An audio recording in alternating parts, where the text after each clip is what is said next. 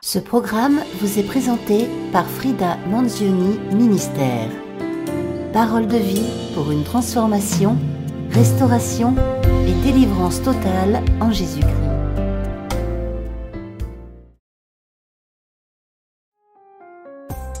Priez avec la prophétesse Frida Manzioni sur la tour de prière Semeur pour des prières puissantes, inspirées et prophétiques. Vous êtes bénis par ce programme? Soutenez Frida Manzioni Ministère. Que Dieu vous bénisse. Notre Dieu, il est élevé, incomparable, il est le roi des rois, il règne, oui, au son de sa voix, les ténèbres tremblent, oui, oh, à jamais, il est élevé, il est glorifié, Jésus le roi des rois. Nous acclamons le Dieu bon, nous acclamons le Dieu de paix, nous acclamons le Dieu puissant. Béni soit ton nom, Seigneur. Au nom puissant de Jésus, nous avons ainsi prié et nous disons 3 fois Amen, Amen, Amen, Amen. Nous pouvons nous asseoir. Alléluia. Gloire à Dieu. Est-ce que nous sommes dans la joie? Oh, ton amen m'embête, il est tellement faible. Je sais que lorsque quelqu'un est dans la joie, la personne s'exprime tellement, on sent la joie. Alléluia. Gloire à Dieu. Merci Seigneur pour ce mois d'octobre. Et nous disons bienvenue au mois d'octobre. Alléluia. Et aussi, un deuxième communiqué. Les jeunes vont faire des stages dans les services de l'Église, différents services. Vous allez devoir choisir un service, vous allez faire un stage. N'est-ce pas? C'est bien, c'est une bonne nouvelle. Voilà. Si vous voulez le ménage, vous voulez la régie, l'accueil, en tout cas, chaque responsable de pôle ou de service va devoir présenter son service aux jeunes afin que nos jeunes aussi puissent travailler. Alléluia. Travailler avec nous. Gloire à Dieu. Merci Seigneur Jésus. Alors, je vais commencer mon message. Normalement, je devais prêcher un autre message que j'avais commencé à préparer. Mais le Seigneur a changé mon message entre-temps. Alléluia. Le Seigneur m'a donné un thème. Il m'a donné un thème assez spécial. Le thème était, il m'a dit, prêche sur « Je ne vis pas », je l'ai noté, je n'arrive pas, plutôt, à vivre la vie pour laquelle Jésus-Christ est mort pour moi depuis, c'est ce que j'ai entendu, hein, depuis l'Ancien Testament jusqu'à maintenant. Je n'arrive pas à vivre la vie pour laquelle Jésus-Christ est mort pour moi depuis l'Ancien Testament jusqu'à maintenant. Alors on se poserait la question, est-ce que Jésus est mort depuis l'Ancien Testament? La Bible dit que l'agneau a été immolé depuis avant la fondation du monde. Lorsque Christ est mort à la croix, c'était juste la manifestation. Alléluia. Alors, moi, je l'ai reformulé comme ceci. Pourquoi, ça c'est le thème, pourquoi je n'arrive pas à vivre la vie pour laquelle Jésus-Christ est mort pour moi? Amen. Pourquoi je n'arrive pas à vivre la vie pour laquelle Jésus-Christ est mort pour moi? Christ est mort pour moi à la croix. Alléluia. Mais pourquoi je n'arrive pas à vivre cette vie? Beaucoup de personnes savent que Jésus est mort pour eux, mais ils n'arrivent pas à vivre la vie pour laquelle Jésus est mort à la croix pour eux. Alléluia. Père de gloire, prends le contrôle de ce temps maintenant. Et que ta parole, Seigneur, fasse du bien en ce mois d'octobre. Que ce premier dimanche, qui est le dimanche des familles, soit un dimanche béni. Et que ta parole, Seigneur, puisse entrer dans les cœurs afin de restaurer, afin de relever, afin de guérir, afin de donner la vie. Saint-Esprit, parle et ton peuple écoute. Au nom de Jésus, j'en suis prié et nous disons Amen. Amen. Gloire à Dieu. Alors, le thème de notre mois d'octobre, c'est le mois de la possession de son héritage divin. Dis avec moi le mois de la possession de son héritage divin. D'entrée, je dirais à quelqu'un que tu as un héritage. Alléluia. Dis à ton frère ou à ta soeur, tu as un héritage. Quelqu'un dit quel héritage? Tu as un héritage divin. Alléluia. Octobre est le mois de la possession de son héritage divin. J'aimerais donner 20 € à quelqu'un qui veut. Oh, donc il faut que je choisisse.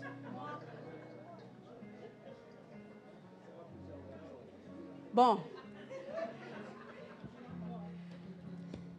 Trinité a dit moi. Toi, tu as seulement fait ça. Donc, c'est Trinité qui vient. Viens.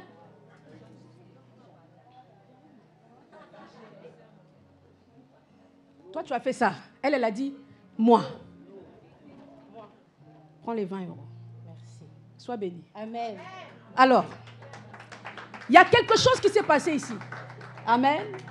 J'ai posé la question, j'ai 20 € à donner à quelqu'un. Qui veut? Tout le monde a fait ça. Elle a dit moi. Donc, pour que Trinité puisse rentrer en possession de ces 20 €, il fallait d'abord qu'elle accepte. Comprenez ça? Il y a d'abord eu l'acceptation et ensuite elle a pris. Octobre, mois de la possession de son héritage. Et pendant que j'écrivais ce thème, le Saint-Esprit me dit, attention, avant la possession, il faut l'acceptation. Vous me suivez? Avant la possession, il faut l'acceptation. Pourquoi les gens n'arrivent pas à vivre la vie pour laquelle Jésus-Christ est mort à la croix pour eux? La première chose est que ces personnes n'acceptent pas cette vie. Ils le savent, ils veulent, mais ils n'acceptent pas. L'héritage est là, mais pour que je possède cet héritage, je dois l'accepter. Vous savez qu'il y a des gens qui sont sur la terre qui possèdent des héritages, mais qui ont plutôt des héritages, mais qui ne sont pas en possession de ces héritages.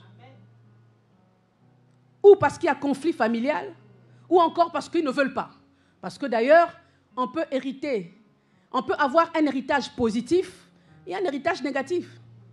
Alléluia. L'héritage positif, c'est des biens qui sont pour toi, on te donne. Mais l'héritage négatif, c'est quand tu hérites des dettes. Parce que même les dettes, on les hérite aussi. Alléluia.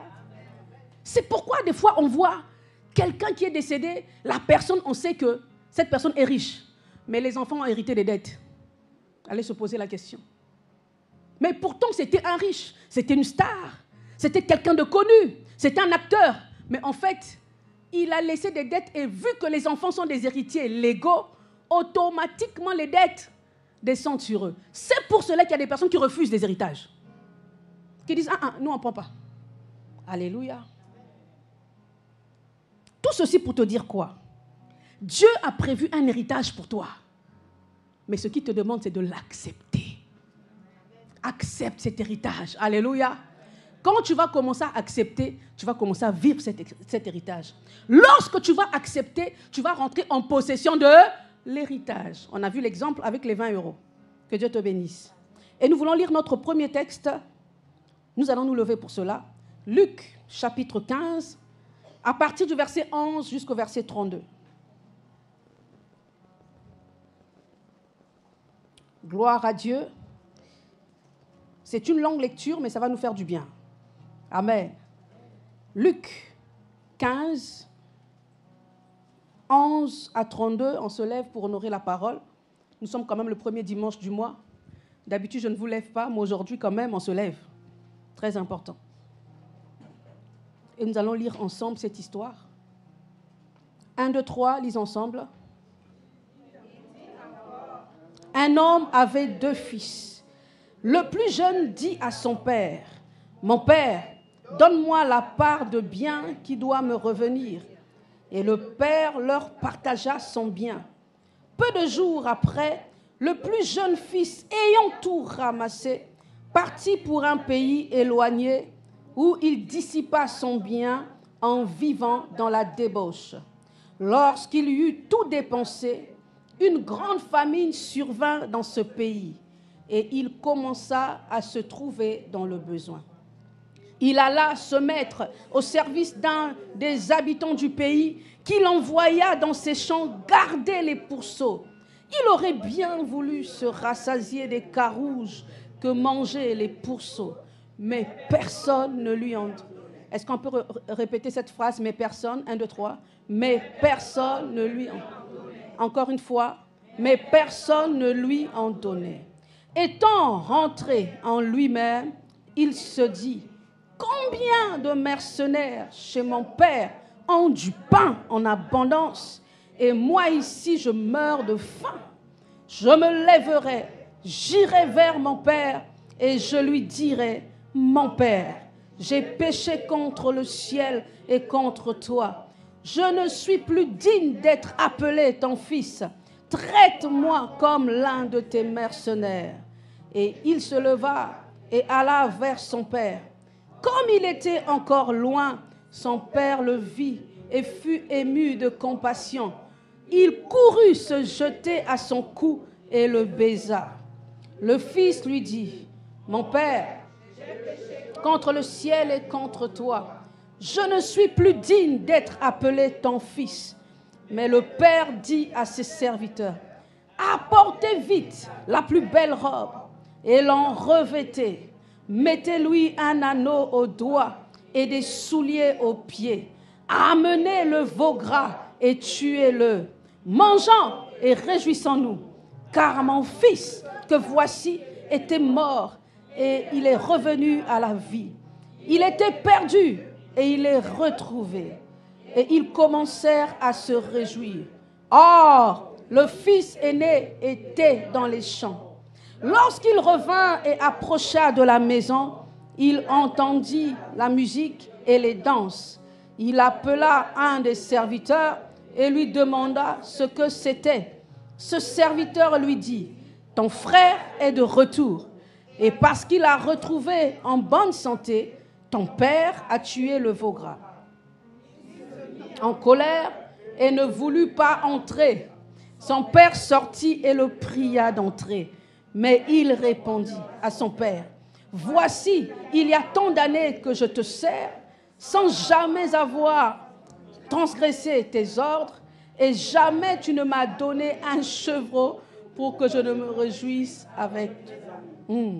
Et quand ton fils est arrivé, celui qui a mangé ton bien avec tes prostituées, c'est pour lui que tu as tué le veau gras. Mon enfant, lui dit le père, tu es toujours avec moi et tout ce que j'ai est à toi.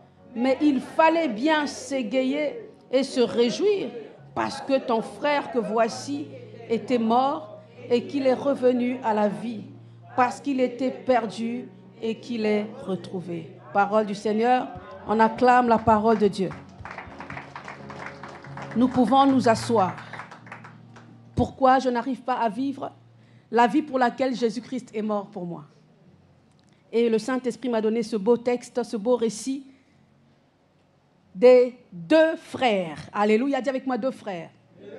Nous avons donc l'histoire d'une famille. Ça tombe bien comme c'est le culte des familles, n'est-ce pas? Donc ça vous concerne, ça nous concerne vraiment, vraiment, vraiment. Là, nous avons l'histoire d'une famille. On a un père avec ses deux enfants. L'un qui est l'aîné et l'autre qui est plus jeune, ou encore le cadet. Ces enfants travaillaient avec leur père. Amen. Pendant des années, ils travaillaient avec leur père. Et le papa aussi travaillait pour laisser un héritage à ses enfants. Mais un jour, quelque chose va se passer. Le fils cadet, le plus jeune, va faire une déclaration. Alléluia. La Bible dit au verset 12, le plus jeune dit à son père, mon père, donne-moi la part de bien qui doit me revenir. Ma version, c'est qui doit me revenir. Mon père, donne-moi la part de bien qui doit me revenir. Dans d'autres versions, donne-moi la part de mon héritage. Il n'a pas posé la question, est-ce que je peux avoir? Il a dit, donne-moi. Donc, il a imposé à son père de lui donner sa part de l'héritage. Mais il y a quelque chose qui me dérange un peu. C'est que normalement, lorsqu'on parle d'héritage, l'héritage est donné après la mort du légataire. Amen. Tant que la personne n'est pas morte, il n'y a pas d'héritage. Donc ce n'est pas un héritage, ça devient une donation. La donation, on peut donner lorsque quelqu'un est vivant. De ton vivant, tu peux léguer des biens à une personne. Ça, c'est une donation.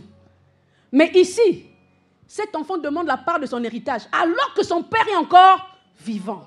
Quelle audace. C'est comme des fois, vous savez, des fois, on a des enfants, quand ils grandissent, ils commencent à compter. 16 ans et demi. 18 ans, je quitte la maison de mes parents. Ils commencent déjà à regarder. Le crous, c'est combien? Comment ça se passe après le bac, il faut aller au crous? Tellement que la personne, cet enfant veut quitter la maison des parents. En fait, je comprends quelque chose, c'est que ce jeune homme, ce jeune garçon, commençait déjà à penser à quitter son père depuis longtemps. Avant de passer à l'acte, il y a d'abord la pensée. Quel que soit, dans tout ce qui arrive autour de vous, dans tout ce que les gens vous font, ça commence dans leur pensée. Alléluia. Donc, avant que cet enfant ne demande l'héritage à son père, il commençait déjà à ruminer. 17 ans et demi. En novembre, j'aurai 18 ans. Je vais demander la part de mes biens à mon père. 15 ans et demi. Oui, il y a des enfants comme ça. D'ailleurs, on en voit dans nos maisons. Des fois, même l'enfant te dit déjà, hein, maman, à 18 ans, je vais aller vivre ailleurs. Déjà. Donc, l'enfant te prépare déjà. L'enfant te met au parfum. À 19 ans, je vais passer ma licence, donc je serai à Bordeaux. En fait, l'enfant veut quitter la maison. Alléluia. Donc cet enfant-là, le jeune avait déjà envie de quitter son père. Donne-moi la part de bien qui doit me revenir. La Bible dit quelque chose. Est-ce que le père a discuté? Non. Est-ce que le père a dit, mon fils, vraiment, pourquoi je ne suis pas encore mort? La Bible dit clairement. Et le père fit quoi? Leur partagea son bien. Mais il y a quelque chose qui m'embête encore ici. C'est que c'est le fils cadet qui a demandé le bien. Mais le père a partagé aux deux. Alléluia. Dis avec moi, mon Dieu est généreux. Tu dois connaître les caractéristiques de Dieu. Le Dieu que tu pries qui est ton père est un Dieu généreux. Est un Dieu rempli de compassion et qui partage. Amen. C'est le fils cadet qui a demandé. Mais on a partagé aux deux. La Bible dit, et le père leur partagea quoi? Son bien. Vous me suivez? Et le père leur partagea son bien. Donc, le fils cadet a reçu, et le fils aîné aussi a reçu. Je dirais à quelqu'un ceci. Lorsque Dieu bénit quelqu'un dans l'église, ou même chez toi, dans ta famille, quand Dieu fait du bien à quelqu'un, apprends à bénir Dieu pour ce qu'il a fait pour la personne. Crois que ce qu'il a fait pour lui, il le fera aussi pour toi. Parce que c'est un Dieu généreux. Alléluia. Le Dieu que nous servons n'est pas un Dieu injuste. Oh Seigneur, depuis que je suis à l'église, comment ça se fait? Elle vient juste d'arriver, elle a déjà le mariage. Si elle a eu le mariage, dis Seigneur, de la même manière que tu as fait, le panier circule encore, moi aussi je vais recevoir. Alléluia. Il ne faut pas voir la jalousie. Parce que ce que Dieu a fait pour l'un, il le fera aussi pour toi. Alléluia. Il a partagé les biens aux deux. L'aîné n'avait rien demandé, mais il a quand même reçu. C'est pour cela, lorsque tu acclames Dieu pour le bien qu'il fait pour ton frère, pour ta soeur, toi aussi tu reçois. C'est le secret. Quand tu dis, oh Seigneur, merci d'avoir donné le travail à mon frère. Si tu étais au chômage, toi aussi tu reçois le travail. Et que cela soit ton partage au nom de Jésus. Qu'à chaque fois que tu vas bénir Dieu pour la vie de ton frère ou ta soeur, que toi aussi tu puisses recevoir au nom puissant de Jésus. Alléluia. Et le père leur partagea son bien. Donc ce n'était pas un héritage, c'était une donation. Ah, que ce soit clair, hein? L'héritage, c'est après la mort. Il n'y a pas d'héritage avant la mort.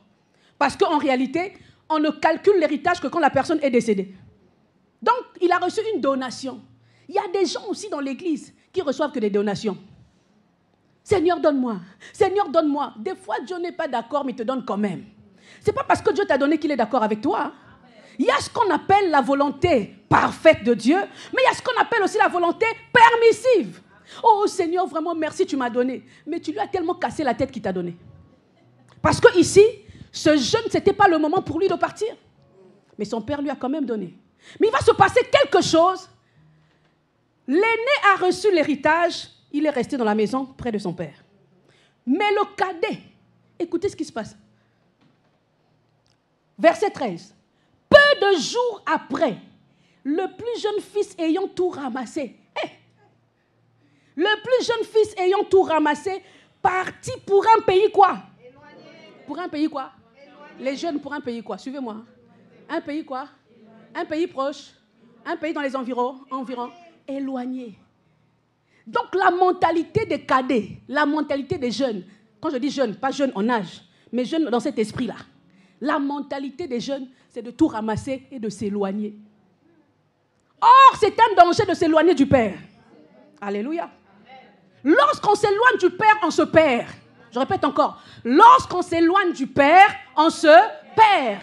Lorsqu'on s'éloigne du Père, on perd les repères. Alléluia. Tu dois rester dans la présence de Dieu. L'aîné a eu son héritage, mais il est resté dans la maison. Tu peux être béni, mais tu continues à être dans la maison de Dieu. Alléluia. Dieu peut te donner beaucoup d'argent, mais tu continues à balayer dans la maison de Dieu. Dieu peut te rendre très très riche, mais tu continues à servir Dieu comme si tu n'avais rien. Mais celui-là, la mentalité des jeunes, ce sont les personnes qui reçoivent leur héritage et qui se loignent de la maison du Père. Quelques jours après, le plus jeune fils ayant tout ramassé, parti pour un pays éloigné, où il fit quoi? Il dissipa son bien en vivant dans la débauche.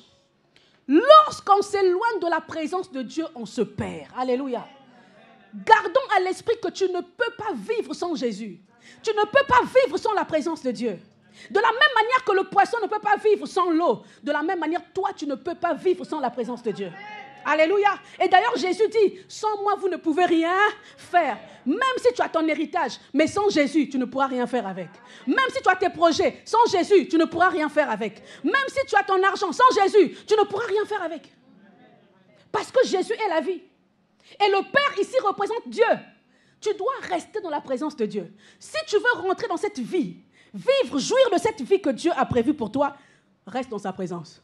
Alléluia. Reste dans sa... Dis à ton frère, reste dans sa présence. Tourne-toi vers le voisin de gauche ou de droite, dis, reste dans sa présence. Parce que lorsque le Fils s'est éloigné, le diable est venu. À chaque fois qu'on s'éloigne de la présence de Dieu, le diable vient pour un but, te dépouiller de ce que tu as déjà reçu de Dieu. Alléluia. Lorsque tu t'éloignes, le fils cadet était fatigué. Non, j'ai déjà eu mes biens, je vais partir. Je suis fatigué de prier, je suis fatigué de venir tous les dimanches, je suis fatigué à chaque fois de chanter. Fatigué. Faites attention lorsque votre cœur commence à en avoir marre de ce que vous faites déjà pour Dieu. Faites attention lorsque votre cœur commence à avoir... C'est-à-dire que tu travailles mais tu as mal. Tu es déjà égaré. Oh. Si tu as mal, tu es déjà J'ai dit tantôt que le fils avait déjà pensé quitter son père.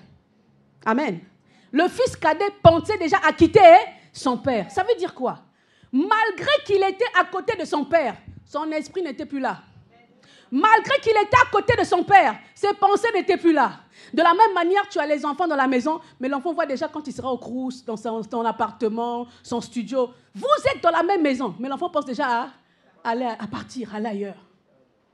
Ça veut dire que faites attention aussi aux personnes qui sont autour de vous. Pourquoi? Ce n'est pas parce que quelqu'un mange avec toi que la personne est avec toi.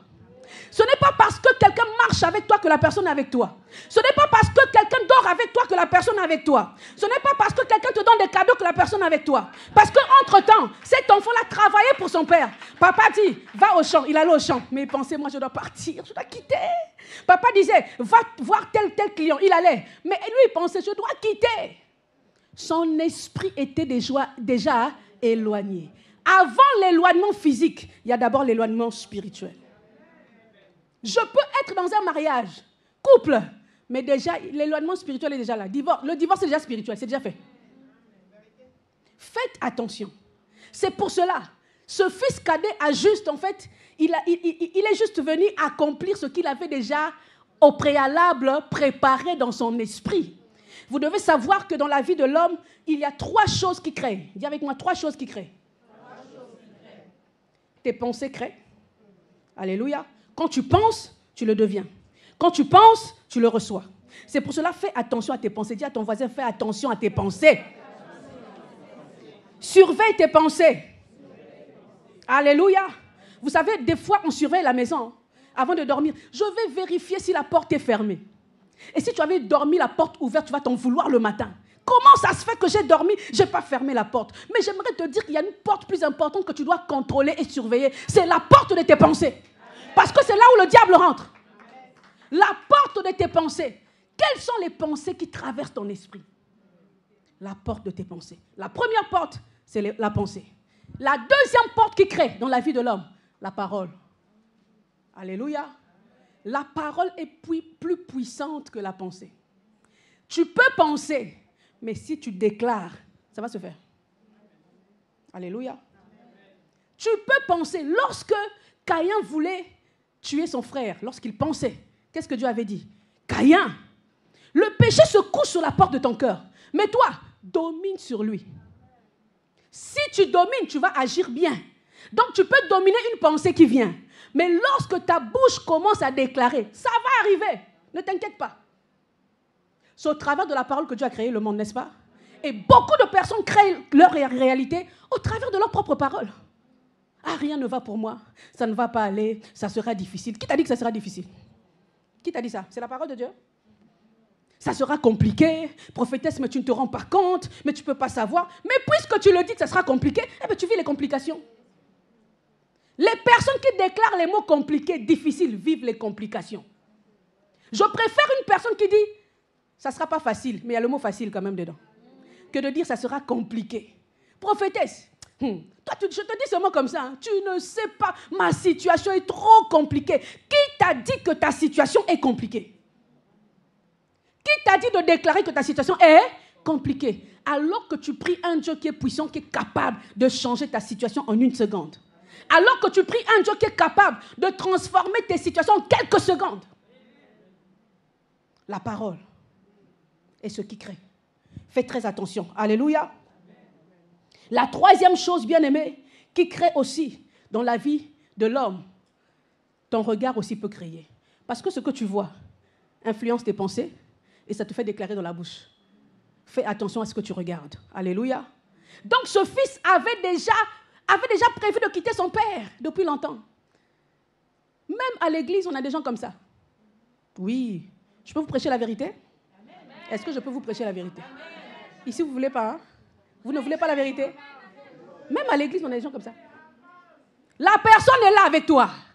Mais dehors, la personne te descend comme jamais. Donc, son esprit est déjà loin. Tu es déjà parti. Si tu le fais, réponds-toi aujourd'hui.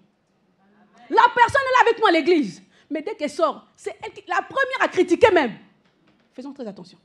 Alléluia. C'est que ton esprit est déjà loin. Avant l'acte, tout se passe d'abord dans la pensée. Cet enfant était loin de son père depuis longtemps. Et lorsqu'il a eu ses biens, il dit, moi je m'en vais, je m'en vais. Mais il ne savait pas que lorsque tu quittes la présence du père, il y a un autre père qui t'attend. Il y a 4 catégories de pères. Dis avec moi 4 catégories de pères. Le premier père, c'est Dieu. Amen. Et Dieu est un père responsable. Dis avec moi un père responsable. Un vrai père. Le premier père que tu as, c'est Dieu. Le deuxième père, c'est ton père biologique. Alléluia. Le troisième père ou mère, c'est le père spirituel ou mère spirituelle. Le quatrième père, c'est le diable. Oh, prophétesse, comment ça? Le diable est appelé le père du mensonge. 4 pères. Dieu, ton père biologique, ton père spirituel et le diable. Jésus l'appelle le père du mensonge. Parce que lorsque tu quittes le véritable père, le père responsable qui est Dieu, il y en a un qui attend, le père du mensonge t'attend là-bas. Et pour ce fils cadet, lorsqu'il a quitté son père, son héritage, il avait pris l'héritage, n'est-ce pas? Mais en réalité, il avait quitté son héritage. Il a quitté son père, il a quitté son héritage. Il est parti rencontrer un autre père, le père du mensonge. Et ce père du mensonge l'a emmené quoi? L'a emmené dans la prostitution, l'a emmené au dépouillement, l'a emmené à la débauche, lui a dépouillé de tout. Ne quittez pas la présence de Dieu. Alléluia. Parce que le diable t'attend quelque part. Et le diable ne donne jamais rien. Le diable récupère chez toi pour donner à quelqu'un d'autre. Il n'a jamais rien créé. Vous savez, même lorsque quelqu'un consulte des féticheurs ou ces genres de personnes, on va te donner la prospérité. Ils ne prennent que chez quelqu'un pour donner. Le diable ne fonctionne que par des échanges maléfiques. C'est pour cela que tu dois faire des prières de combat spirituel pour récupérer ce qui est à toi au cas où quelqu'un l'avait déjà récupéré. Alléluia. C'est pour ça que quand tu pries, prie avec force, avec audace, en disant je récupère ce qui est à moi. Parce que pendant la nuit, quelque chose peut se passer, tu ne sais pas. Il a pris le bien, il est parti dans un pays éloigné, il s'est éloigné de son père, arrivé dans ce pays, il a été dépouillé par le père du mensonge. La Bible dit, peu de jours après, le plus jeune, fils ayant tout ramassé, partit pour un pays éloigné où il dissipa son bien en vivant dans la débauche. Et le diable, vous savez, la Bible dit aussi, lorsqu'il eut tout dépensé, une grande famille survint. Quand tu vis comme si tu dis, quand tu te dis, de toute façon, moi je vis ma vie, moi je vis ma vie, j'ai mon argent, j'ai mon travail. Le diable t'attend le jour de la famine. Il pensait que ça n'allait jamais se terminer. Lorsqu'on est loin de Dieu, tout ce qu'on a fini par se sécher, se terminer. Mais quand on demeure dans la maison, ça ne se termine pas. Alléluia. Est-ce que vous me suivez? Quand on demeure dans la présence de Dieu, ça ne se termine pas. Ta santé ne va pas se terminer, ta maison ne va pas se terminer, tes finances ne vont pas se terminer, parce que tu es dans la présence de Dieu. Mais quand on s'éloigne, cela se termine. Ça finit par s'épuiser. Il a dissipé ses biens et la famine est arrivée. Le diable a dépouillé et la famine est arrivée. Bien-aimés, il y a beaucoup de personnes qui connaissent Jésus. Il y a beaucoup de personnes qui ont accepté Jésus comme Seigneur et Sauveur. Mais ces personnes se sont déjà éloignées de Dieu. Ils sont à l'église, mais ils sont éloignés de Dieu. Je peux être assis dans une église locale comme ici, mais je suis loin de Dieu. Je peux être assis sur une chaise, mais je ne suis pas dans la présence de Dieu. C'est pour cela que je dis à quelqu'un, lorsque tu viens à l'église, assure-toi de rentrer dans la présence de Dieu. Lorsque tu t'assois à l'église, assure-toi de t'asseoir dans la présence de Dieu. Lorsque tu viens à l'église, assure-toi de t'asseoir au pied du Seigneur, pas seulement la chaise. Tu risques de chauffer la chaise et de rentrer chez toi, tu n'as rien reçu. Cela n'est pas ton partage au nom de Jésus. Pendant que je prêche, tu reçois quelque chose au nom de Jésus. Pendant que je prêche, tu reçois la bénédiction au nom de Jésus. Pendant que je prêche, les paroles que je suis en train de dire sont en train de restaurer ta vie au nom de Jésus.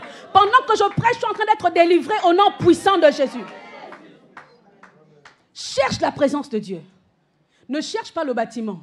Ne cherche pas le nom d'une église. Cherche le nom de Jésus. Alléluia. Ne cherche pas le nom d'une église. Cherche le nom de Jésus. Ne cherche pas les bâtiments. Ah non, mais cette église, elle est trop belle. Ça ne t'emmènera pas au ciel. Ce qui t'emmène au ciel, c'est ta relation avec Dieu. L'église peut être belle, mais sans la présence du Saint-Esprit. On peut avoir des lumières et l'atmosphère, mais sans l'atmosphère de l'Esprit. Tu as besoin du Saint-Esprit. Alléluia. Ce fils s'est retrouvé démuni de tout. Et la famine est arrivée. Waouh. Lorsqu'il eut tout dépensé, une grande famine survint dans ce pays. Et il commença à se trouver dans le besoin.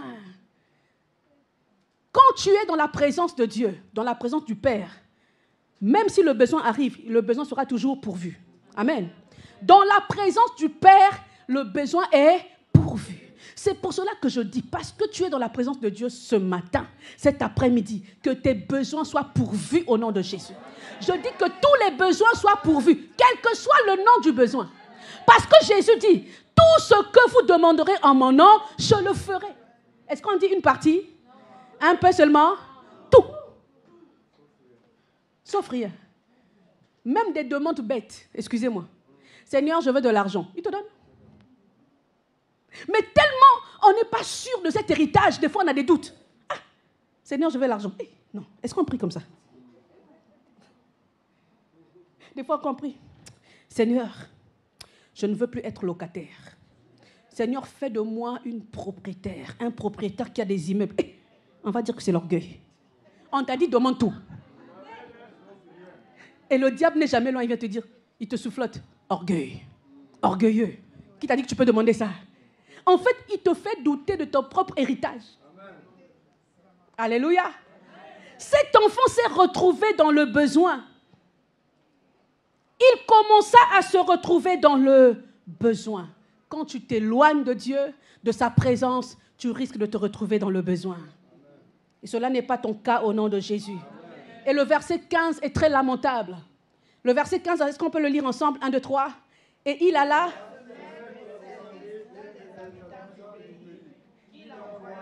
Dans ces champs, gardez-les. Mais comment tu peux quitter le palais royal pour te retrouver au service d'un habitant du pays, pas un riche, hein? Un habitant du pays. Beaucoup de personnes, chrétiens, enfants de Dieu, Jésus est mort pour toi à la croix.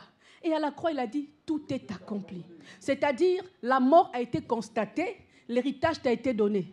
Mais tu vis encore sous le contrôle de quelqu'un, sous le contrôle des entités familiales. Cela n'est pas ton cas. Alléluia. Cet enfant, c'est parce qu'il s'était éloigné.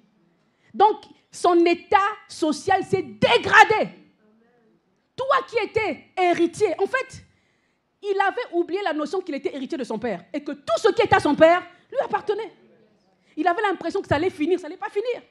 Il a pris, il est parti. Le diable a pris ça. Il se retrouve maintenant au service d'un habitant du pays.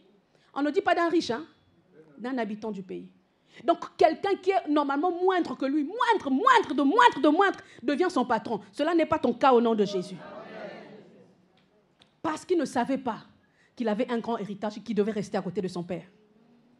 Qui l'envoya dans ses champs garder les pourceaux. Oh. Il commence même à garder les porcs. L'impureté. On lui impose de garder les porcs. Écoutez la suite. Et il aurait bien voulu se rassasier des carouges que mangeaient les pourceaux. Mais personne ne lui en donnait. Il est descendu tellement bas que même la nourriture de porc commençait à être, il commençait à vouloir même manger la nourriture de porc. Il y a une catégorie de personnes, des chrétiens, des fois qui envient les païens. Ah, lui au moins, il a sa maison. Lui au moins, il a ses papiers. Lui au moins, elle au moins, elle a son mariage. Mais c'est un païen. Toi, tu as plus que ça. Tu as l'héritage de Dieu. Amen. Tu as l'héritage divin. Il a oublié. Des fois, nous ignorons ce que nous avons et nous commençons à apprécier ce que les autres ont. Alors qu'il avait un grand héritage. En fait, quand les porcs mangeaient là, l'autre, il les regardait souvent de loin. Ah, si tu pouvais me donner. Donc même le porc ne lui ramenait pas. Parce qu'il n'avait pas le droit de toucher, n'est-ce pas? Mais si un porc lui ramenait même un peu, il allait prendre en cachette. Donc même les animaux ne lui donnent pas. Le patron dit, interdit de manger. Les animaux aussi, interdit, ne donnent pas. Il se retrouve dans le besoin, même à vouloir apprécier la nourriture des porcs. J'aimerais dire à quelqu'un, Jésus t'a donné un grand héritage. Tu ne peux pas apprécier ce que les païens ont. Parce que toi, tu as plus que les païens. Alléluia. Des fois, il y a même des gens qui disent, oh Seigneur, moi je suis malade. Mais même les gens qui ne prient pas sont en bonne santé. Mais en fait, la bonne santé, c'est ton partage. Accepte. Je reviens au début de mon illustration. Trinité a fait quoi? Moi, elle a accepté. Accepte la guérison que Dieu t'a donnée. Amen. Alléluia. Accepte l'héritage que Dieu t'a donné. Tu dois l'accepter et dire que c'est mon droit. C'est ton droit. C'est ton droit, c'est ton bien, c'est ton héritage. Commence à accepter cela. Refuse la mentalité du fils cadet, du jeune frère qui était parti, qui s'est éloigné de son père.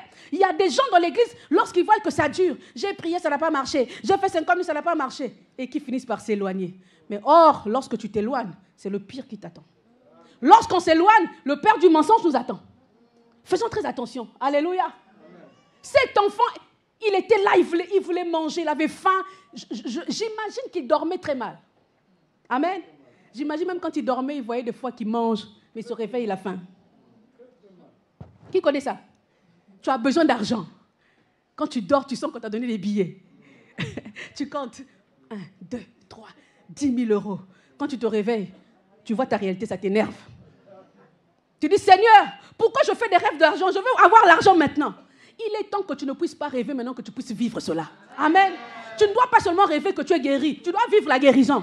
Tu ne dois pas rêver que tu te maries. Tu dois vivre le mariage. Tu ne dois pas rêver que non, tu as l'argent. Tu dois avoir l'argent. Ça ne doit pas s'arrêter au rêve. Il faut dire à Dieu, Seigneur, j'ai trop rêvé. Je veux vivre la réalité. Alléluia. À un moment donné, refuse de rêver. Dis à Dieu, Seigneur, je veux vivre la réalité. Je refuse de rêver. Alléluia. Seigneur, j'ai rêvé que j'étais dans une grande maison.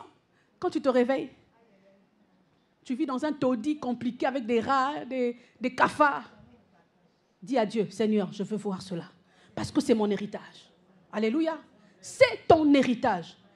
Est-ce que vous pensez que lorsque ta vie ne fonctionne pas, Dieu est dans la joie? Non, Dieu n'est pas dans la joie. C'est le diable qui est joyeux. Parce qu'il sait que plus tu vas souffrir, plus il s'attend à ce que tu t'éloignes de Dieu.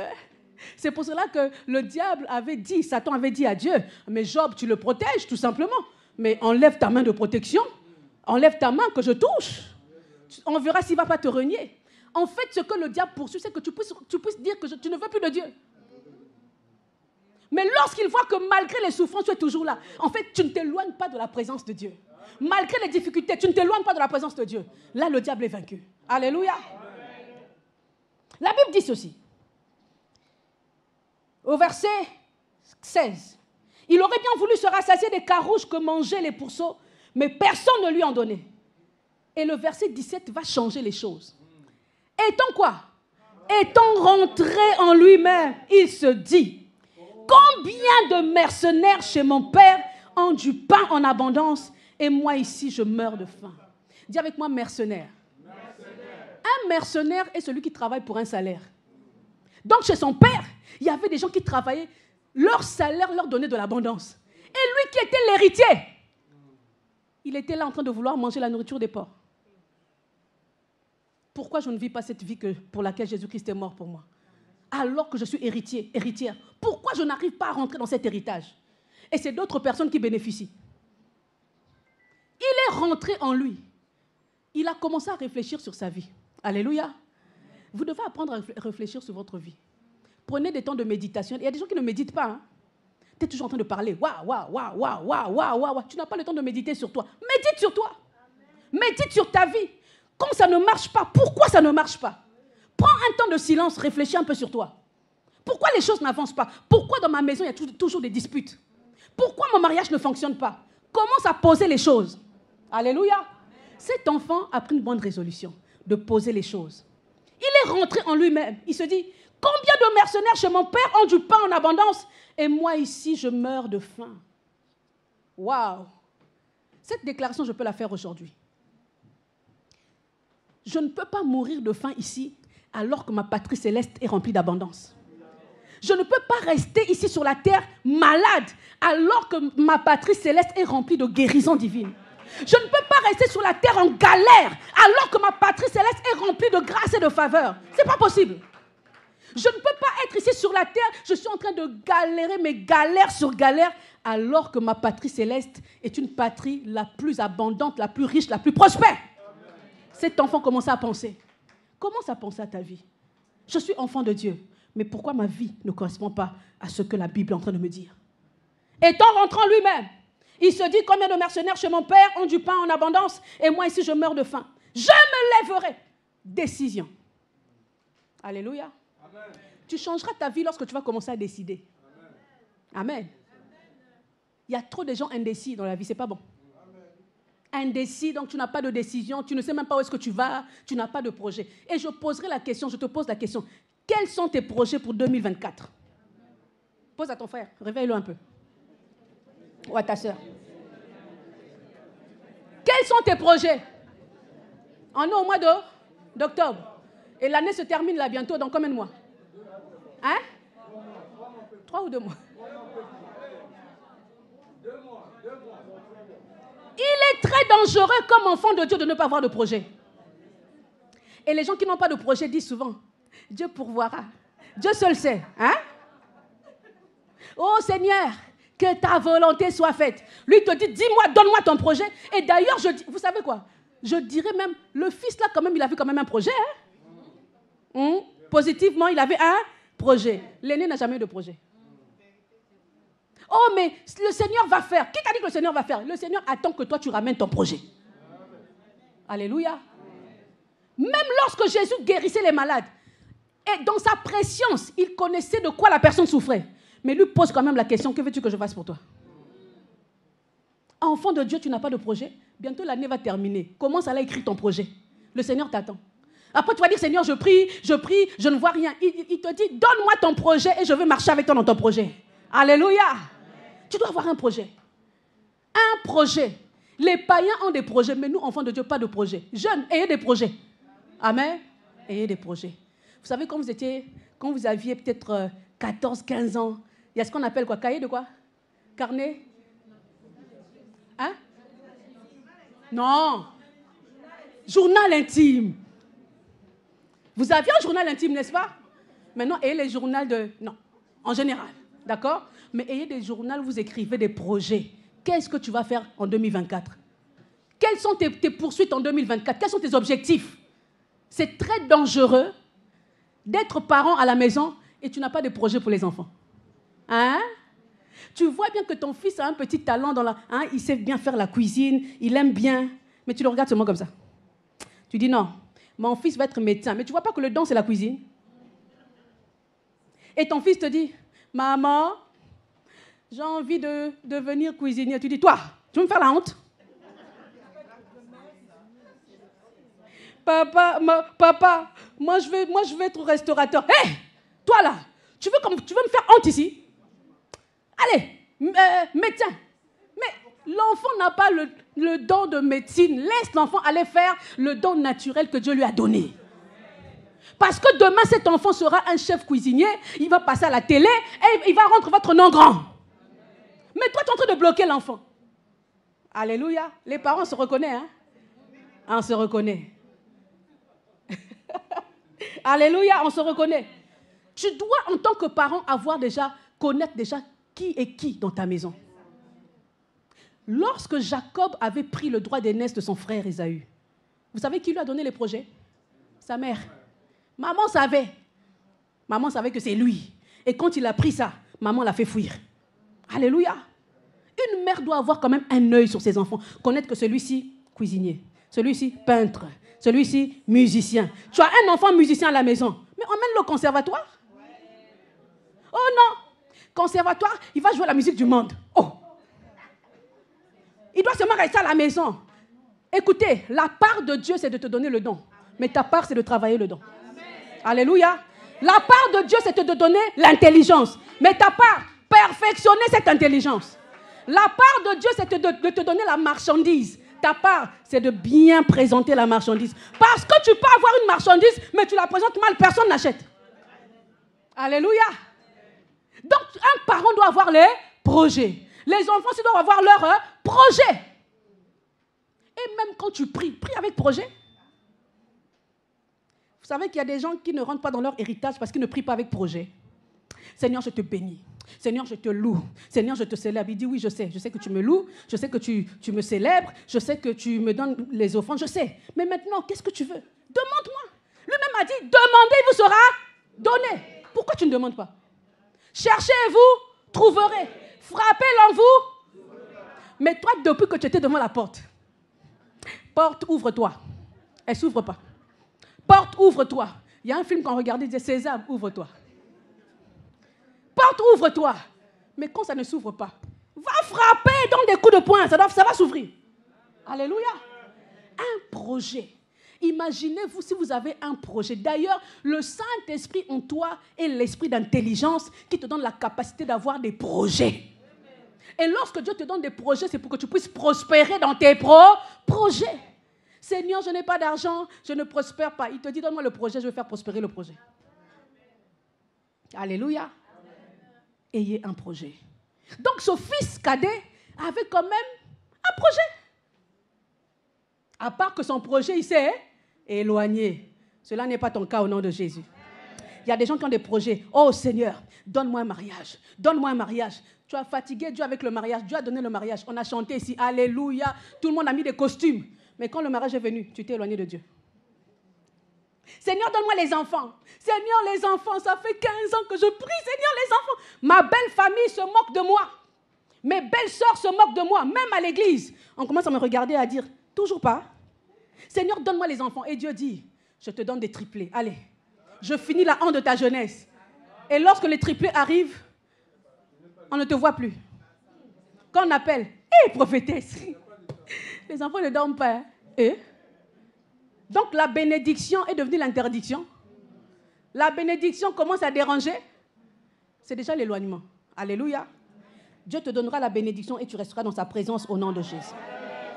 Il est rentré en lui-même. Il dit, combien de mercenaires chez mon père ont du pain en abondance et moi ici je meurs de faim. Est-ce que vous savez qu'il y a des païens qui ont de l'abondance? Ils ne prient pas. Ils ne croient même pas en Dieu. Mais vu que Dieu fait pleuvoir sa pluie sur les bancs et les... C'est un Dieu généreux. Amen. Même le sorcier qui te combat là, il bénéficie de la pluie. Il te combat. Toi, tu dis, au nom de Jésus, je te chasse. Mais quand la pluie tombe, ça arrose son champ. Et ses produits aussi poussent. Donc, il y a des gens qui ne sont même pas des enfants de Dieu, qui sont prospères, qui ont la santé, qui ont du travail, qui prospèrent à tous égards. À combien plus forte raison, toi? Commence à rentrer en toi, mais accepter l'héritage que Dieu t'a donné. Cet enfant s'est dit, non, moi je vais retourner chez mon père. Alléluia. N'est-ce pas une bonne décision? Il dit, je vais retourner chez mon père. Verset 18, je me lèverai, décision. J'irai vers mon père, action. Amen. Amen. Beaucoup de gens ont des décisions, mais n'ont pas d'action. Seigneur, cette année, Seigneur, surtout le 31, moi aussi je pousse avec les proclamations. Cette année, je vais prospérer, je vais prospérer. Cette année, je ne resterai pas sur place. Jamais. Toi, si tu dis jamais. Mais dès que tu rentres en janvier, pas d'action. Il y a la décision, mais sans action. Dis avec moi, je dois décider et entrer en action.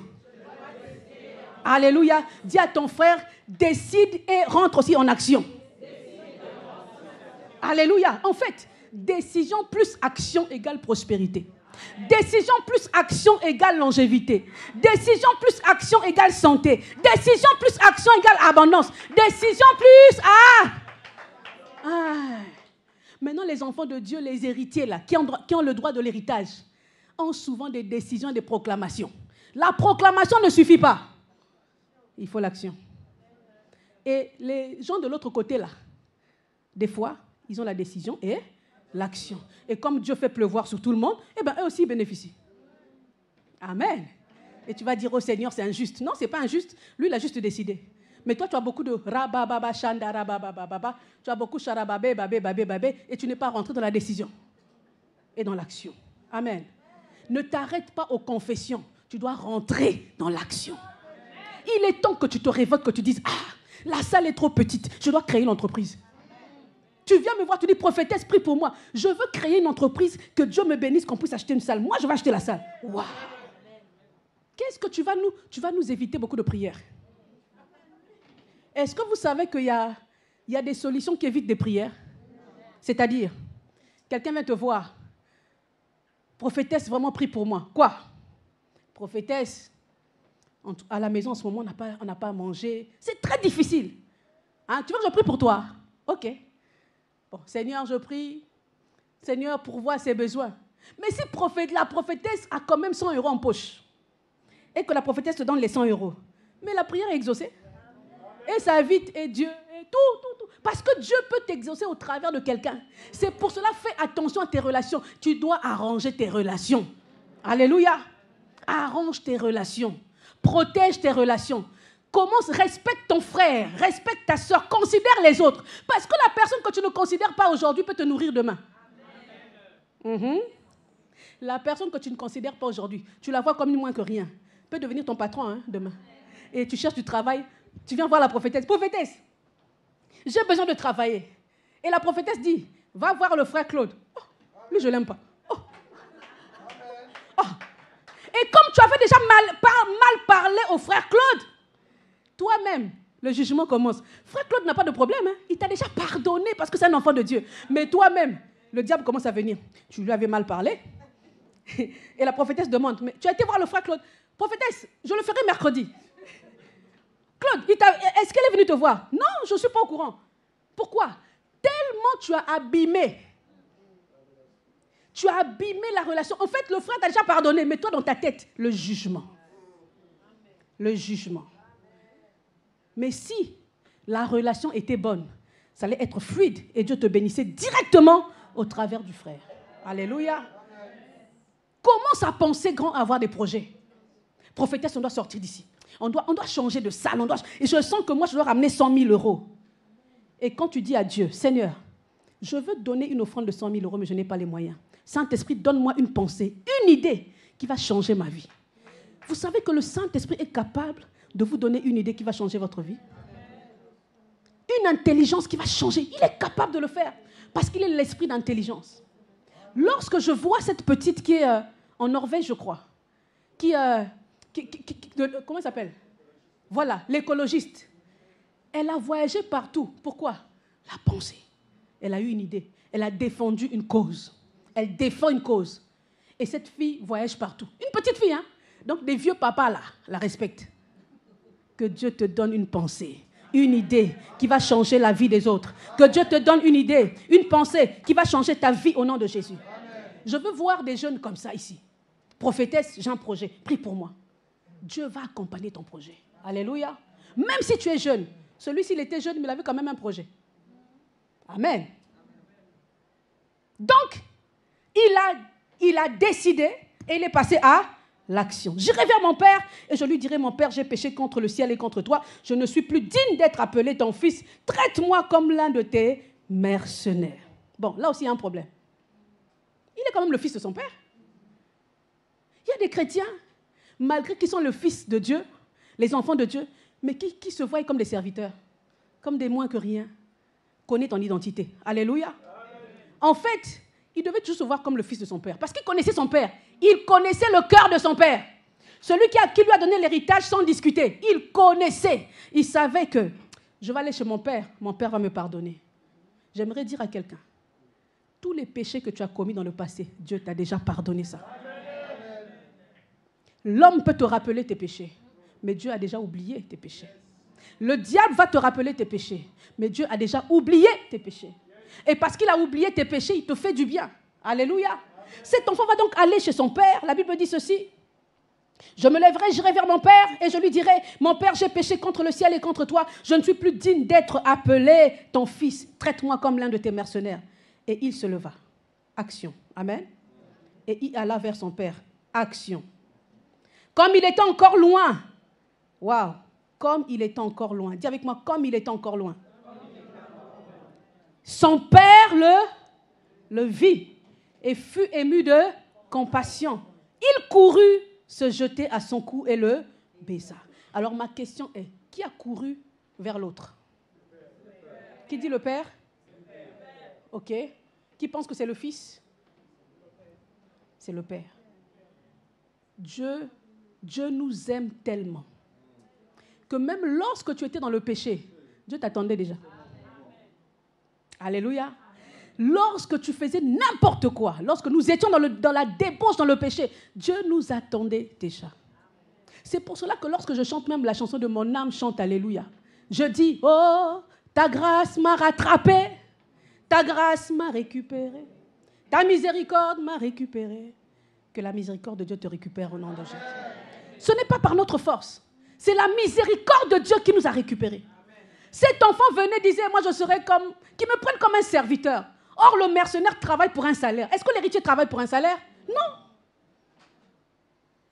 Il dit que j'aille seulement travailler, qu'on me donne même un salaire, alors qu'il est héritier. Dieu ne veut pas que tu te prennes pour un mercenaire. Dieu ne veut pas que tu te vois pour un serviteur. Dieu ne veut pas que tu te vois comme un serviteur, comme un mercenaire, mais Dieu veut que tu puisses te voir comme son fils et sa fille. Celui qui est héritier et héritière de Dieu. Alléluia. Le père courut donc vers lui et le baisa. Le fils lui dit, mon père, j'ai péché contre le ciel et contre toi. Je ne suis plus digne d'être appelé ton fils. Encore une fois, le père n'a pas discuté. Le père n'a pas dit, non, mon fils, tu sais ce que tu m'as fait, c'est pas grave. La Bible dit, mais le père dit à ses serviteurs. C'est-à-dire, le père ne s'est même pas occupé de ce qu'il racontait. Hein? Il n'a pas donné réponse à ce qu'il racontait. Il s'est tourné vers ses serviteurs pour servir cet enfant. Si c'était moi, tu reviens, je commence d'abord, tu m'as fait du mal. Tu sais comment j'ai souffert? Hein? Entre nous, la vérité. Mais Dieu n'est pas comme ça. Dieu, en fait, le père n'a même pas écouté ce qu'il racontait. Le père s'est tourné vers les serviteurs. La Bible dit au verset 22, mais le père dit à ses serviteurs, apportez vite, vite, vite la plus belle robe et l'en revêtez. Mettez-lui un anneau au doigt et des souliers aux pieds. Le père a refait une alliance avec lui. Alléluia. Là où lui voulait se détacher de l'alliance, de l'héritage, le Père a refait alliance avec lui. Lorsqu'on revient vers Dieu, lorsqu'on s'attache à Dieu, Dieu fait une alliance avec nous. Et vous allez voir que beaucoup de personnes, même lorsqu'ils quittent une église, en général, ils ont honte de revenir. C'est le diable. Parce que tu peux revenir et Dieu refait une alliance avec toi. Le diable te garde dans la honte, dans l'humiliation. Je ne peux pas, les gens vont me regarder, qu'est-ce qu'ils vont dire? Oh, on s'en fout de ce que les gens vont dire. Toi, ce qui t'intéresse, c'est quoi? Ton alliance avec Dieu. Alléluia. Parce que Dieu ne regarde même pas les blablabla. Dieu voit seulement que tu es revenu. Et c'est tout ce qui compte. Il a dit, approchez-vous de moi et je m'approcherai de vous. Lorsque tu t'approches, Dieu s'approche. Lorsque tu demandes, Dieu te donne. Lorsque tu frappes, Dieu t'ouvre. Lorsque tu cherches, Dieu te laisse. En fait, lorsque tu cherches, Dieu permet que tu puisses trouver. Quand tu frappes, il t'ouvre. Le Père n'a même pas discuté. Dans la condition humaine normale, j'allais commencer par les reproches. Toi, tu sais le mal que tu m'as fait. La honte que tu m'as fait. Mais le Père a dit non. Allez lui donner une belle robe. Changez ses vêtements. Lorsqu'on vient dans sa présence, il change nos vêtements. C'est pour cela, à partir d'aujourd'hui, arrête de porter les vêtements de la honte. Parce que Dieu a déjà changé tes vêtements. Alléluia. Arrête de porter les vêtements d'humiliation. Parce que Dieu a déjà changé tes vêtements. Et au verset 23, il dit, amenez le veau gras et tuez-le. Le veau gras. L'abondance, la prospérité. Amenez le veau gras et tuez-le, mangeons et réjouissons-nous. Car mon fils que voici était mort et il est revenu à la vie. Il était perdu et il est retrouvé. Et ils commencèrent à se réjouir. Oh, vous savez, lorsqu'on revient dans la présence de Dieu, Dieu est dans la joie. Le ciel est dans la joie. Alléluia. C'est pour cela, sache que ta conversion a donné une fête au ciel. Le jour où tu t'es converti, il y a une fête au ciel. Quelle grâce. Une fête au ciel pour toi. Ce n'est pas la fête d'anniversaire sur la terre, mais la fête au ciel. Et on a commencé à se réjouir parce que l'enfant était revenu, l'enfant est revenu à la vie, l'enfant qui était perdu est retrouvé. Mais il va se passer quelque chose. L'aîné va arriver. J'ai beaucoup parlé du cadet, maintenant je parle des aînés. La Bible dit, or le fils aîné était dans les champs. Donc lui continue à travailler pour son père, malgré son héritage. Amen. Lorsqu'il revint et approcha de la maison, il a entendu quoi? La musique, elle est. La musique, elle est. Toi qui n'aimes pas danser à l'église, toi qui n'aimes pas, non, il y a trop de bruit. Dans la présence de Dieu, il y a du bruit. Il y a la musique et les danses. Amen. Bouge ton frère, dis-lui, il y a la musique et les danses. Dans la présence de Dieu, il y a la musique et les. Bon, imaginez-vous, on vient ici, on est tous tristes comme ça. Non? Ce fils va faire quelque chose. Lui aussi, il va appeler un serviteur. Il appela un des serviteurs et lui demanda ce que c'était. Ce serviteur lui dit, ton frère est de retour. Et parce qu'il l'a retrouvé en bonne santé, ton père a tué le veau gras. Ah! Ça, c'est les aînés dans l'église. Prophétesse, moi j'ai toujours été là avant toi, avant les autres. Avant l'autre, là, j'étais déjà là. Tu n'as jamais prié pour moi comme tu as prié pour elle. Prophétesse, moi j'ai toujours été là, je te sers. Tu ne m'as jamais donné un poste à responsabilité. Mais la sœur là vient à peine d'arriver, responsable de la chorale. Hein? C'est un exemple. Amen.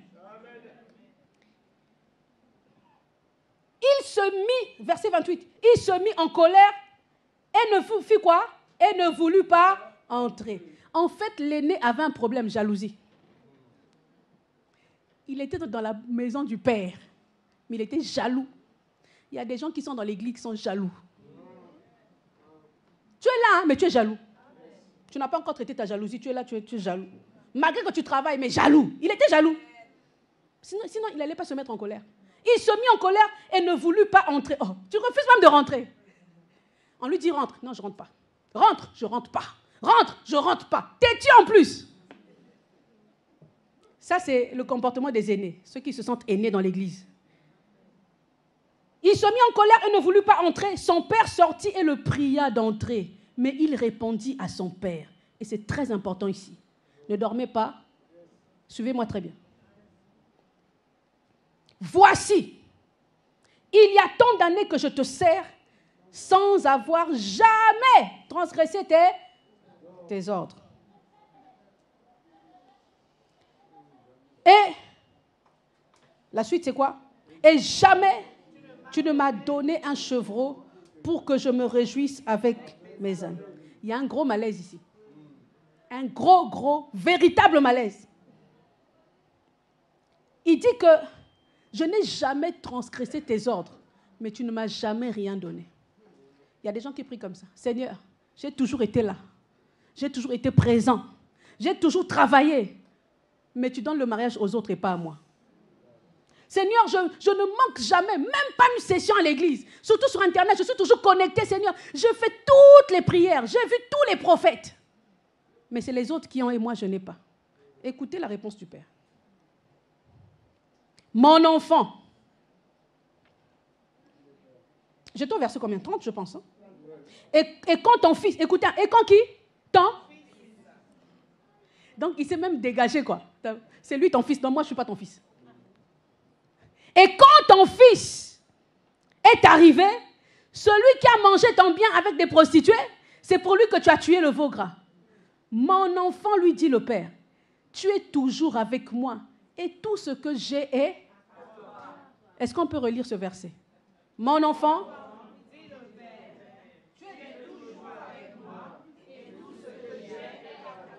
en fait, tout ce que j'ai dit avant là, on peut même oublier, mais ça, n'oublie pas. Mon message est ici. Pourquoi les gens n'arrivent pas à vivre la vie pour laquelle Jésus-Christ est mort pour eux? Tout simplement parce que ces personnes oublient que tout ce qui est à Dieu leur appartient. Mon message peut s'arrêter ici, c'est fini. Tout ce que j'ai dit avant là, tu peux oublier. Pourquoi je n'arrive pas à jouir? Parce que j'oublie que tout ce qui est à Dieu m'appartient. En fait, cet enfant était libre de faire sa fête lui-même depuis. Il pouvait tuer son veau gras. En fait, les veaux gras étaient à sa disposition des années et des années. Il n'a jamais pris. Il pouvait faire les fêtes, tout, mais il n'avait jamais fait. En fait, tout ce que le Père possède est à ta disposition. Pourquoi tu ne te sers pas? Seigneur, je ne commets aucun péché. Je garde mon corps, ça fait 7 ans. Je ne connais pas d'homme, je ne connais pas de femme. Seigneur, mais je souffre. Il te dit, sers-toi. Tu es dans ma présence. Sers-toi. Tu as besoin de santé. Sers-toi. Commence à te servir. Alléluia. Amen. La Bible dit que nous sommes héritiers de Dieu et co-héritiers de Christ. Ça veut dire que tout ce qui appartient à Jésus t'a. Tout ce que Jésus a, c'est aussi pour. Tous les droits de Jésus, c'est aussi tes. Oui. Pourquoi tu ne reçois pas ça? Pourquoi tu ne bénéficies pas de ça? Tout simplement parce que tu oublies ta position. Mon enfant, lui dit le Père, tu es toujours avec moi. Et tout ce que j'ai est à toi. Tout ce que j'ai est à toi. En tant qu'enfant de Dieu, commence à aller récupérer ce qui est à toi. Commence à jouir de ce qui est à toi. Tu es dans la maison de Dieu déjà. Tu sers Dieu. Tu es dans la sanctification. Tu es dans sa présence. Mais sers-toi. Amen. À partir d'aujourd'hui, la maladie ne sera plus ton partage. Les démons ne vont même plus te toucher. Grévine, viens avec moi. Ça va te réveiller un peu. Je sais que tu ne dors pas, hein, mais tiens-moi comme ça. Jésus dit ceci, ce que mon Père tient, nul ne peut les ravir. Bon, tu es plus fort que moi en fait, mais je vais essayer de tirer. Donc, il ne faut pas me faire tomber. En fait, lorsque Dieu te tient comme ça, le diable ne peut plus t'arracher. Non. Lorsque tu es dans sa présence, le diable va tourner autour de toi, mais il ne pourra pas t'arracher parce que lui-même dit, ce que le Père tient, personne ne peut les ravir. Ce que moi je tiens, nul ne les ravira de ma main. Ni la maladie, ni les sorciers. Les sorciers vont continuer à exister, mais ne vont jamais te ravir de la présence de Dieu. Alléluia. Et lorsque tu es dans sa présence, ça veut dire que tout ce qui appartient, tout ce qui appartient au Père est à toi. Est-ce que dans ta maison, dans la maison de tes parents, pour allumer la télé, tu demandes la permission? Bon, il y a des parents quand même qui... Permission. Ça, c'est pour l'éducation. Amen. Mais quand tu es chez toi, le frigo, quand tu ouvres, est-ce que tu demandes la permission? Moi, je vois même mes enfants des fois. Maman, le frigo, il est vide, il faut faire les courses. Il faut faire les courses. Mais ça fait 3 jours, on n'a pas fait les courses, là. Pourquoi? Ils connaissent leurs droits. Ils sont chez eux. Toi aussi, tu es dans la maison de ton père. Sers-toi. Dis à ton frère, sers-toi. Commence à te servir. Alléluia. Prends la santé, prends la prospérité, prends l'abondance. Sers-toi. Commence à te réjouir de cette vie. Sers-toi. Alléluia. Certes, il y a des prières que la prophétesse va éviter parce que tu t'es déjà servi. Quand tu te sers dans la marmite que ta maman dans la marmite que ta maman a utilisée. Donc maman a préparé la nourriture, tu t'es servi. Est-ce que maman va encore te servir? Non. Parce que tu t'es déjà servi. Sers-toi. Le fait que tu as le salut, il y a beaucoup de choses que Dieu met à ta disposition. Commence à te servir. La bénédiction est pour toi. La santé est pour toi. La joie est pour toi. La prospérité est pour toi. La longévité est pour toi. La longue vie est pour toi. Tu ne mourras pas avant le temps. Tu vas vivre longtemps. Alléluia. Tu vas vivre longtemps parce que Dieu t'a donné un héritage. Et c'est la faute de beaucoup de catégories de chrétiens. Il y a des chrétiens qui s'éloignent de Dieu, qui ont des conséquences et qui reviennent. Mais il y en a d'autres qui sont là depuis longtemps, qui ne bougent pas, mais qui ne jouissent pas parce qu'ils ne se servent pas. Alléluia. Amen. Accepte et commence à te servir. Amen. Trinité avait accepté et s'est servi des 20 €. Elle a pris. Accepte. Crois que Dieu m'a donné un grand héritage. Crois que je ne peux pas mener une vie misérable parce que Dieu m'a donné un grand héritage. Même lorsque je serai en train de tomber, il va finir par me relever. Parce qu'il y a le jour et il y a aussi la nuit. Même s'il y a la nuit, le jour finit toujours par apparaître. Le soleil finira par se lever. Et d'ailleurs, même s'il y a la nuit, c'est pour révéler ton étoile. Pour voir les étoiles, il faut la... Pourquoi tu as peur de la nuit? Oh, je souffre trop. Prophétesse, c'est difficile. La nuit vient révéler que tu es une étoile. Amen. Les difficultés, lorsque Dieu te laisse dans les difficultés, c'est pour révéler sa puissance. Parce qu'il faut qu'il y ait une difficulté pour que Dieu révèle sa puissance dans ta vie. Amen. Même lorsque Dieu permet qu'on te mette, te jette dans une fossée, dans une fosse, c'est pour qu'il puisse te montrer qu'il est l'Éternel qui te protège et qui marche avec toi. En fait, si Shadrach, Meshach et Abednego n'étaient pas jetés dans la fournaise ardente, il n'allait pas voir la 4e personne. Alléluia. Si Daniel n'était pas jeté dans la fosse aux lions, il n'allait pas connaître qu'il avait la domination sur les lions. Donc Dieu permet que les lions puissent arriver pour te montrer que tu as la domination sur les lions. Dieu permet que la difficulté arrive pour te montrer que tu as la domination sur les difficultés. Dieu dit dans sa parole, tu dois prospérer au milieu de tes ennemis. Toi tu dis non, il doit partir. Oui, il peut partir, mais ils seront là pourquoi? Pour te montrer que toi tu domines. Alléluia. Ils seront là, mais toi, oh merci Seigneur. Il dit aussi, je ferai de tes adversaires, de tes ennemis, ton marche. Quand Dieu veut te faire monter, il ramène les ennemis. Amen. Quand tu les vois, tu dis, merci parce que vous êtes mon tapis rouge. Alléluia, mon marchepied. Et vous allez remarquer, je m'arrête par là, lorsqu'il y a des difficultés, on prend des décisions pour aller encore plus loin. Il y a des gens qui ont réussi par la colère, par la rage de vaincre. Alléluia. Quand tu as la rage de vaincre, tu dis j'ai trop souffert. Oh Seigneur, je vais aller très loin. J'irai plus loin que mes parents. J'ai vu mes parents souffrir. Je déclare que pendant que je suis en vie, mes parents ne vont plus souffrir. Je vais aller plus loin que mes parents. Je vais aller plus loin que ma famille. Je vais aider ma famille. Tu seras le Joseph de ta famille. Car Joseph a aidé ses parents. Joseph a aidé sa famille. Alléluia. La décision. Lorsque tu as des difficultés, des douleurs, que cela te donne la rage de vaincre et de monter. Et de dire, c'est un escalier, je vais monter, j'ai un héritage et je vais toucher mon héritage. Que cela soit ton partage au nom de Jésus. Amen. Est-ce que tu peux te lever? Alléluia. Merci Jésus. Merci pour ce grand héritage que tu nous as donné.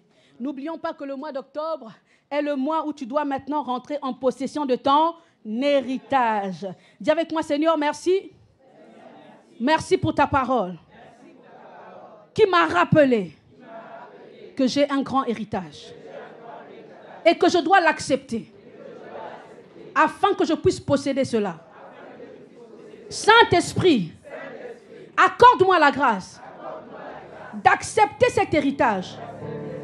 Saint-Esprit, accorde-moi la grâce d'entrer en possession de cet héritage en ce mois d'octobre, au nom de Jésus. Alors tu vas prier toi-même par rapport à la parole que tu as écoutée. Tu as vu qu'il y a plusieurs catégories de personnes. Il y a eu le fils aîné, il y a eu le fils cadet, il y a eu aussi les mercenaires qui travaillent pour un salaire. Commence à voir dans quelle catégorie tu es. Mais tu es un héritier. Commence à dire à Dieu, Seigneur, au travers de ta parole, donne-moi cette grâce, cette capacité à accepter mon héritage. Prie avec tes propres mots. Est-ce qu'on peut élever la voix? Prie avec tes propres mots. Dans le nom de Jésus. Ne t'éloigne pas de la présence de Dieu. Peut-être que tu commençais à te fatiguer. Peut-être que tu commençais à dire comme l'enfant prodigue, comme ce fils cadet, je dois m'éloigner. Peut-être que tu commençais à en avoir marre. Dis Seigneur, non. Aide-moi à tenir ferme dans ta présence. Aide-moi à demeurer dans ta présence. Aide-moi à rester dans ta présence. Dans le nom de Jésus. Dans le nom de Jésus. Seigneur, ta parole nous a fait du bien et nous a rappelé que nous devons rester dans ta présence. Je veux rester dans ta présence. J'aime cette présence, Seigneur. Garde-moi dans ta présence, Seigneur. Garde-moi dans ta présence et que je puisse, Seigneur Dieu, me réjouir dans ta présence. Que je puisse, Seigneur Dieu, comprendre l'abondance qu'il y a dans ta présence. La Bible déclare, il y a d'abondance de joie dans ta présence. Que je puisse bénéficier de cela. Dans le nom de Jésus. Oh, j'aime ta présence. J'aime ta présence. Je refuse de m'éloigner, mais je veux rester dans ta présence. Ta présence que j'aime. Oh, que j'aime. Ta présence que j'aime. Tu es mon roi. Tu es mon roi. Ta présence que j'aime. Oh, que j'aime. Est-ce qu'on peut chanter ce chant? Ta présence que j'aime. Tu es mon roi. Tu es mon roi. J'étais perdu. J'étais perdu. Au milieu d'une tempête, tu es venu. Tu m'as donné ta main. Tu m'as donné ta main. C'est qui cet homme qui domine sur les eaux? Qui domine sur les eaux? C'est Jésus. C'est Jésus le roi des rois. C'est qui cet homme? C'est qui cet homme qui domine sur les eaux? Qui domine sur les eaux? C'est Jésus. C'est Jésus le roi des rois. Tu essuies mes larmes. Tu essuies mes larmes. Oh, mes larmes. Tu essuies mes larmes. Tu es mon roi. Tu es mon roi. Ta parole me change. Oh, me change. Ta parole me change. Tu es mon roi. Nous voulons faire un acte prophétique. Tu vas prier pour ton voisin. La personne qui est à côté de toi, tu lui imposes la main et tu dis, Saint-Esprit, accorde-lui la grâce d'accepter cet héritage que tu lui as donné. Parce que l'Esprit me dit que les gens ont du mal à accepter ça, cet héritage. Saint-Esprit, accorde à ma soeur, accorde à mon frère la grâce d'accepter cet héritage. Nous avons compris qu'avant la possession, il faut l'acceptation. Je te prie, Saint-Esprit, restaure ses pensées, restaure son cœur, et qu'en ce mois d'octobre, que mon frère, ma soeur, puisse posséder son héritage divin, dans le nom de Jésus. Prie pour lui, qu'en ce mois d'octobre, il rentre dans la possession divine de son héritage. Qu'en ce mois d'octobre, il rentre dans sa délivrance. En ce mois d'octobre, qu'il possède sa guérison. En ce mois d'octobre, qu'il possède sa restauration. Qu'en ce mois d'octobre, il touche à son héritage divin. Au nom de Jésus. Amen, amen. Merci Seigneur pour ta parole. Seigneur, j'ai parlé avec mes faibles mots, mais je sais, Saint-Esprit, tu es celui qui amplifie nos mots. Laisse que Saint-Esprit, que tu puisses arroser cette semence qui est rentrée dans le cœur de tes enfants. Seigneur, je prie particulièrement pour l'APC, l'Assemblée des passionnés de Christ. Arrose, oh Dieu, arrose les vies de chaque personne. Seigneur, ma prière est que dans cette église, qu'on puisse voir des personnes totalement passionnées pour Christ. Que dans cette église, qu'on puisse voir Christ être formé en chacun de nous. Seigneur, ma prière est que dans cette église, qu'il n'y ait pas d'indigents. Seigneur, je ne veux pas voir des frères, des sœurs manquer d'argent. Je ne veux pas voir des frères, des sœurs malades. Je ne veux pas voir des frères, des sœurs tristes. Je ne veux pas voir. Car Seigneur, nous sommes dans ta présence.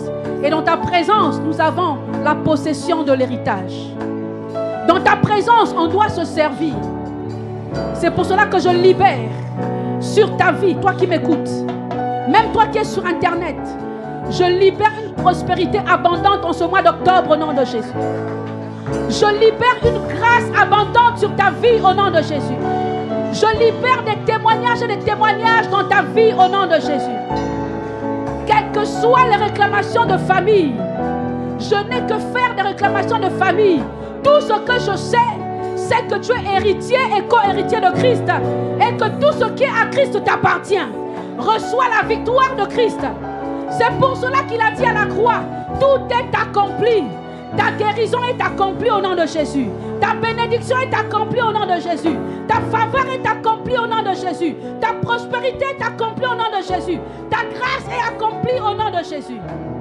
Seigneur, merci pour le tout est accompli. Car en ce mois d'octobre, la possession de l'héritage est là. Que toute la gloire te revienne, Seigneur. Au nom de Jésus, j'ai ainsi prié et nous disons 3 fois Amen. Amen. Amen. Amen. On acclame le Seigneur. C'est qui cet homme?